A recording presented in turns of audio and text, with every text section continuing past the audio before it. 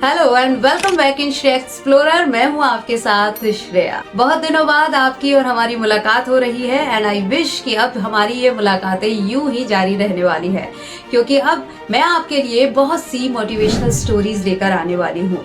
और आज की ये मोटिवेशनल स्टोरी जिसका नाम है आखिरी प्रयास।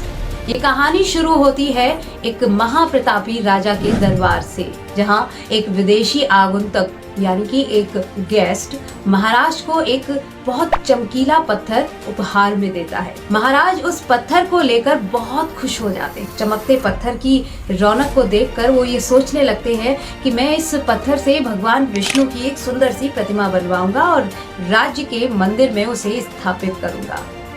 ऐसा विचार करके उन्होंने राज्य के महामंत्री को बुलाया और ये आदेश जारी कर दिया कि जो भी शिल्पकार 7 दिन के अंदर इस पत्थर से भगवान विष्णु की सबसे सुंदर प्रतिमा बना देगा, वह उसे 50 सोने की मुद्राएं उपहार में देंगे। महाराज की आज्ञा पाकर महामंत्री जी उस पत्थर को लेकर चल दिए और राज्य के सबसे होनहार, सबसे माहिर शिल्पकार के पास पहुंचे और उसे महाराज के आदेश के बारे में बताया कि यदि उसने 7 दिन के अंदर इस पत्थर से भगवान विष्णु की प्रतिमा बना दी तो महाराज उसे 50 सोने की मुद्राएं देंगे। ये सुनकर शिल्पकार बहुत खुश हो गया और मन ही मन ये विचार करने लगा कि मैं तो एक शिल्पकार हूँ और मेरे लिए किसी भी पत्थर से मूर्ति बनाना एक बहुत ही साधारण सी बात है।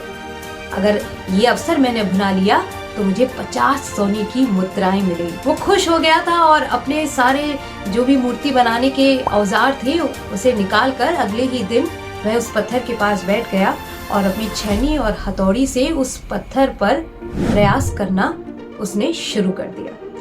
एक के बाद एक शिल्पकार ने पत्थर पर हथौड़ी से कई बार वार किया, लेकिन वो पत्थर टूट ही नहीं रहा था। कई बार असफल होने के बाद उसने फिर प्रयास किया। लगभग 50 बार शिल्पकार ने उस पत्थर पर वार किए, लेकिन वो पत्थर कहीं से भी नहीं चटका। एक आखिरी बार उसने फिर प्रयास करने का विचार किया और अपनी हथौड़ी को उठाकर उसने अपनी छेनी पत्थर पर रखी और आखिरी बार उस पर करने के लिए हाथ आगे किया, लेकिन वहीं रुक गए और ये सोचने लगा कि मैंने 50 बार इस पत्थर पर प्रयास कर दिए, लेकिन ये पत्थर तो टूट ही नहीं रहा है, तो ये आखिरी बार प्रयास करने से भी क्या फायदा, ये पत्थर नहीं टूटने वाला। ऐसा सोचकर उसने उस पत्थर को उठाया और महामंत्री जी के पास पहुंच गया। कहने लगा कि मैं इस पत्थर से मूर्ति नहीं बना पाऊंगा। मैंने 50 बार इस पर प्रयास किए, लेकिन ये पत्थर नहीं टूट रहा, तो मैं इससे मूर्ति कैसे बनाऊं? ऐसा कहकर वो वहां से चला गया। अब महाराज की आज्ञा का पालन तो महामंत्री को करना ही था, तो उन्होंने उस पत्थर को उठाया और राज्य के दूसरे साधारण से शिल्पकार के पास जाकर उससे ये कहा कि तुम इस पत्थर से यदि 7 दिन के अंदर भगवान विष्णु की प्रतिमा बना दो तो महाराज तुम्हें 50 सोने की मुद्राएं देंगे। ये सुनकर वो शिल्पकार भी बहुत खुश हुआ और तुरंत उसने अपनी हथौड़ी निकाली, छेनी ली और उस पत्थर पर प्रयास किया, यानी कि वार किया, और उस वार करते ही वो पत्थर खसक गया। जिसके बाद उसने उस पत्थर पर भगवान विष्णु की मूर्ति बनाना शुरू कर दिया। महामंत्री जी विचार करने लगे कि काश उस शिल्पकार ने भी एक बार और प्रयास किया होता तो वही इस पत्थर से मूर्ति बना सकता था। ये कहानी हमें सिखाती है कि किस तरह से एक आखिरी प्रयास ही हमारे जीवन में सफलता की एक सबसे महत्वपूर्ण की पूंजी होता है।